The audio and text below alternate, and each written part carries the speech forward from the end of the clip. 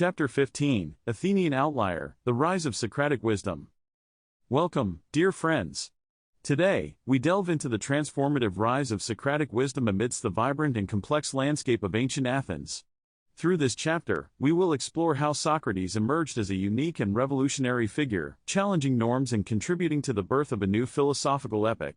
Thank you for joining us once again on this enlightening journey.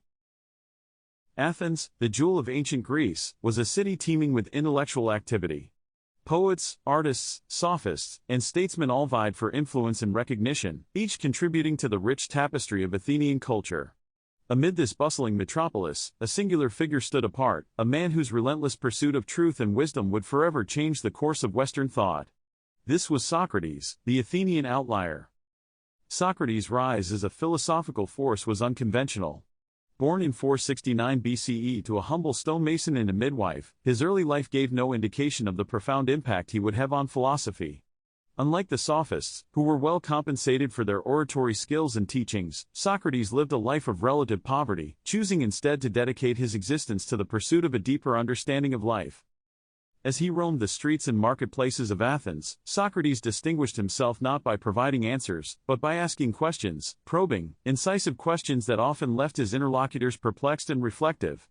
His approach was starkly different from the sophists, who prided themselves on their rhetorical prowess and ability to persuade.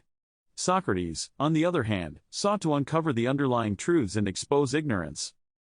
Central to the Socratic method was a form of refutation that involved dissecting arguments to reveal contradictions. Through this method, Socrates guided individuals to a clearer, more accurate understanding, fostering intellectual humility and self-awareness. His goal was not to embarrass or belittle but to illuminate and elevate, leading people toward a more profound grasp of virtue, justice, and the good life. One of the most remarkable aspects of Socrates' rise was his fearless defiance of societal norms and expectations.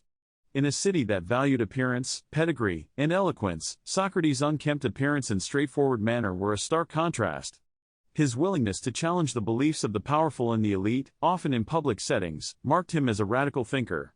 In dialogues such as Gorgias and Protagoras, Socrates engaged prominent sophists, meticulously deconstructing their assertions and guiding the conversation toward moral and philosophical insights. Socrates' adherence to his philosophical principles was not merely academic, it was deeply personal and practical. He maintained that living a virtuous life was the highest good and that true happiness could only be achieved through the cultivation of virtue and wisdom. This belief led him to reject material wealth and political power, focusing instead on the enrichment of the soul. His devotion to these ideals was unwavering, even in the face of adversity. The climactic moment of Socrates' life, his trial in 399 BCE, encapsulated his role as an outlier and his rise to philosophical prominence. Accused of corrupting the youth and impiety, Socrates stood before the Athenian jury, composed of his fellow citizens. Rather than pleading for his life, he used the trial as an opportunity to engage in dialogue, questioning the very foundations of the accusations against him. In Plato's Apology, the trial is depicted as a testament to Socrates' integrity and commitment to his principles.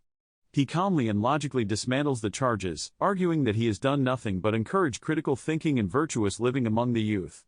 His famous assertion that the unexamined life is not worth living captures the essence of his philosophical mission.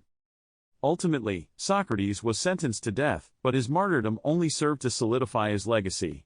In the days leading up to his execution, as described in Plato's Crito and Phaedo, Socrates remained steadfast in his beliefs, refusing offers of escape and imparting final lessons to his disciples. His death, by consuming hemlock, was not an end but a poignant continuation of his philosophical journey, a final act of coherence between his teachings and his life. The rise of Socratic wisdom did not cease with his physical departure. His disciples, especially Plato, carried forth his teachings, preserving and expanding upon his philosophical framework. Plato's academy became a cornerstone of intellectual pursuit, nurturing thinkers like Aristotle, who would further build on Socratic principles. The dialogues penned by Plato immortalized Socrates' methods and ideas, making them accessible to future generations. Beyond Plato and the academy, Socrates' influence permeated various schools of thought across centuries. The Cynics, such as Diogenes, embraced Socratic ideals of simplicity and virtue, often flouting societal conventions to emphasize their rejection of superficial values. The Stoics, including Zeno of Citium and Epictetus, drew inspiration from Socratic reasoning and ethics, advocating for a life guided by rationality and in accordance with nature. Even in modern discourse, Socratic wisdom remains a beacon of intellectual rigor and ethical contemplation. His emphasis on questioning assumptions, engaging in dialogue, and seeking truth continues to inspire educators, philosophers, and thinkers around the